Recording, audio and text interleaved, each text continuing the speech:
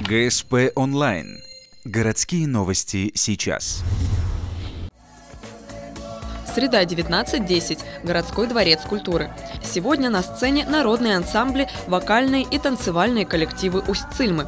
Их гастрольная программа «Мы вместе» посвящена Году культуры и 85-летию Усть-Цилемского района.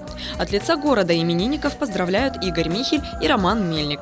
В концерте артисты представляют все аспекты своей культуры – хороводы, древние песни, национальную одежду. Первыми звучат былины и притчи в старинной манере исполнения.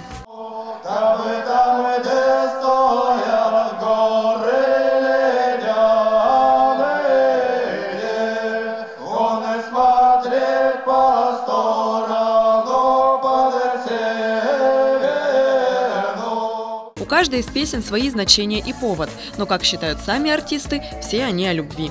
Манеру исполнения усть-цилемских былин и притч легко отличить от других. Степенность и протяжность песен отражают характер культуры.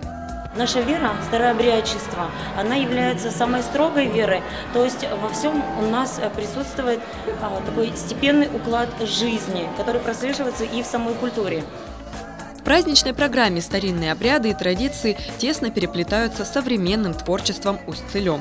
Также району не чужда культура других регионов. В концерте звучат казачьи песни с юга России. А в фойе Дворца культуры представлены работы усть-цилемских ремесленников, резьба по дереву, традиционная обувь и куклы в национальных костюмах.